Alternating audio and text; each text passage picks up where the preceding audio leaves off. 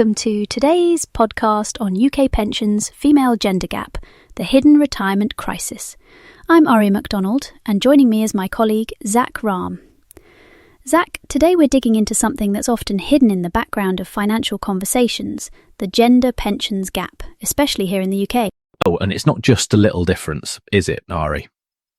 Women, on average, are retiring with something like, 36.5% less pension income than men. When I first saw that figure, I thought, surely it's a typo. But it's not, it's real. That's thousands of pounds every single year that women miss out on. Exactly. To put more numbers on it, women aged 55 to 59 in the UK sit at a whopping 48% gap in private pension wealth compared to men. And here's another one. For 65 to 74-year-olds, men average around £164,700 in median private pension wealth, while women, the same age, sit at just over £17,000. I remember early on in my reporting career, meeting a group of women who were absolute titans in their fields, well paid, confident, all ticked the financially savvy box. Yet when it came to projected retirement income, still lagging far behind their male peers. That's what really cuts through for me. This isn't about, we just didn't put away enough or we weren't educated. Even the so-called sorted women are looking at fundamentally different retirements just because the system's designed, for men, because that's the main issue at the heart of this problem. And it's not simply about pay either. We'll get into all the other forces at play later. This crisis, it's like a ghost on people's finances. You don't see it until suddenly you're staring at your retirement figures and wondering, what on earth happened? Let's really get into the numbers, Zach. Some of these are almost hard to believe unless you look at the official data. According to the ONS and the government, men aged 65 to 74 have £164,700 in median private pension wealth. For women, just £17,300. That's not just a gap, it's the Cheddar Gorge. And those figures don't even capture everyone. When you include women with zero pension wealth, the gap widens even further. Now, some of this is due to how we measure pension wealth, a bit of an art as well as science. In fact, there have been recent changes in how the ONS estimates the value of so-called defined benefit pensions. That tweak alone knocked down the headline gender pension gap by 7 percentage points. So the real number? It's a moving target, still. And behind those stats are real people and anxieties. Survey after survey, Pension Bees is a good one, shows women feel much less confident about their pensions. Only about a quarter of women say they feel a real sense of control over their pension plans. Meanwhile, more than a third of men feel totally in command. It's fascinating and honestly heartbreaking. Even when participation is technically equal, like with auto-enrolment, the amounts being saved, the sense of security, is completely different stories for men and women. Here's where it gets even more frustrating, Ari. The gender pay gap explains some of it, sure, but the pension gap is way bigger. There are these counter-currents against women under the surface. Career breaks, usually for caring, raising kids, looking after relatives. A lot of women step out of full-time work, then try and jump back in. But each break is like a dent in the pension pot. Missed employer contributions, lost earnings, and those gaps stack up over decades. Absolutely. And, we had a listener write in recently. She took just 2 years out after her second child, then returned to full-time work. But even years later, her private pension is still playing catch-up.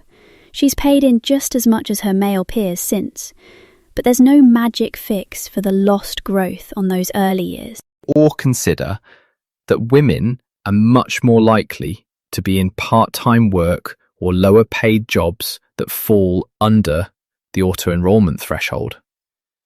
No auto-enrolment, no employer contributions. I think it was Simon, wasn't it, who called it free money in the last podcast. It's stealthy, but it matters. And I think we've got to talk about the confidence piece as well. Pension B found only 24% of women really feel a lot of control over their pension, compared to nearly 37% of men. And a big chunk of women, almost 1 in 4, say they basically feel powerless about their retirement prospects. That's a psychological hurdle, right? The system already chips away at your confidence, and then that makes you less likely to engage or take risks, and you end up further behind. It's not fair. It's not just numbers. It's layered, isn't it? So let's dig into the system's architecture, because bluntly, it wasn't built for the realities of women's lives. Take auto-enrollment. For some, it's a game changer, but you have to earn over £10,000 a year to even be enrolled. Plenty of part-time roles, totally legit work, slip right through the cracks. And yep, that's disproportionately women. Interestingly, weren't these the same people they called essential workers during COVID-19 lockdown? It's not fair. Zach, don't even go there. Because if you're not auto-enrolled, the odds you'll go out of your way to join up or push your employer to match contributions are pretty slim. Life's busy enough. Plus, private schemes don't do what the state pension does. They don't give you any credit for years spent caring for children or elderly parents. It's just blank space in your pension history. And let's not forget the shift from defined benefit schemes, which gave you a somewhat predictable income for life, to DC, or defined contribution plans. DCs, they put all the risk on the individual. If you had breaks, inconsistent work, or just didn't have investment know-how, you're at a disadvantage. The old defined benefit, or DB schemes, less common now especially in the private sector, did act as a little bit of a buffer. Take them away, and that safety net goes. You end up with situations like the one the Trades Union Congress flagged, the so-called 4-month pension blackout. What's that work out as again, Zach? On average, retired women have about 4 months in every year with no income parity compared to men.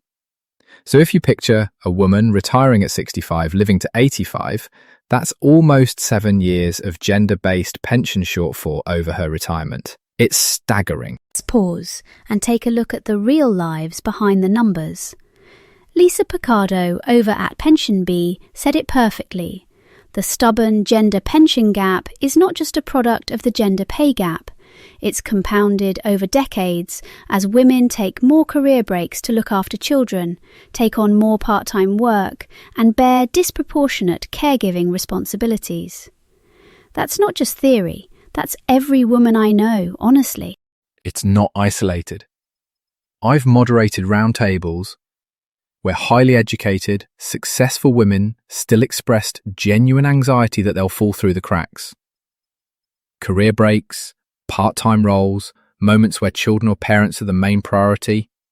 Each one has a compounding effect on retirement security. And honestly, the anxiety is not overblown.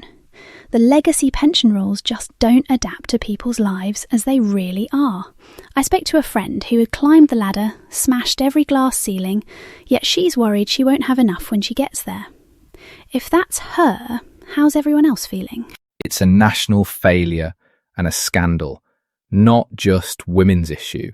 And until we make space for these voices, really listen, policy won't get where it needs to go. Let's talk solutions. Because the status quo isn't inevitable, and there's no reason we can't design a fairer system. First up, expand auto-enrollment. Lower the earnings trigger so more part-time workers, mainly women, get pulled in automatically. Just doing that could fix a big chunk. Secondly, carer credits in private pensions. It's so basic. If you get credits for years you spend caring in the state system, why can't we mirror that in private ones? For loads of women, that's the difference between a comfortable retirement and scraping by. And then there's education. Pension education, but tailored to women's actual lived lives. Confidence gaps, investment basics, how to plan long term when the ground keeps shifting beneath your feet. It's about breaking that mental barrier so retirement isn't something you dread. Portable pensions, honestly, are a no-brainer. Women move in and out of jobs or go self-employed. Why exactly should your pension languish in some old employer's scheme for years getting eaten by fees? Make them portable so the pension follows the person, not the company. Finally, a national gender pension audit. Like how we now have to report pay gaps, why not pensions? Shine a bit of daylight on it, and the pressure to reform will ramp right up. Some countries are ahead of us in this regard, but the UK is still inching forward, too slowly, honestly. And government's moving, but it's all a bit incremental. Meanwhile, campaigners are shouting for urgent change, not another consultation that gathers dust. The blueprint's there. We just need political will to ensure women have an equal seat at the pensions table. Alright, so if you're listening and thinking, what the heck do I even do about all this? There are some steps you can take. First, check your pension contributions, especially if you've worked part-time or had a career break. Are you missing out chunks of money from your pot? Ask your employer about pension support. Do they offer top-ups for periods when you're on maternity leave or part-time? And engage with your pension provider, specifically Office of the Trustees. It honestly pays off just to understand your options, even if you're convinced pensions are boring and for old people, because one day you'll be old too. And get behind advocacy groups. The Women's Budget Group, TUC, they're pushing for the big changes we keep talking about. Community action does matter here. And just a little personal tip, start a conversation with your mates. I found out I had four lost pension pots from old jobs. Took the plunge, consolidated them, and suddenly my projections didn't look so dire. Sometimes it's just one nudge that makes all the difference. It can be daunting, but small steps add up. Know your numbers, make some noise, and, if nothing else, don't let the system quietly leave you at the back of the queue. Exactly. That conversation could save you thousands or even more than that over a lifetime. We'll leave it there for today, but we'll be back next time with more about building wealth for everyone and digging into what real pension reform could look like. Ari, always a pleasure. Thanks, Zach. Cheers as always. Likewise to our executive producer, Yami Agbebi, and thanks to everyone listening. We really do appreciate you and your points of view. Don't forget to check your pension. Not tomorrow. Do it today. Goodbye for now.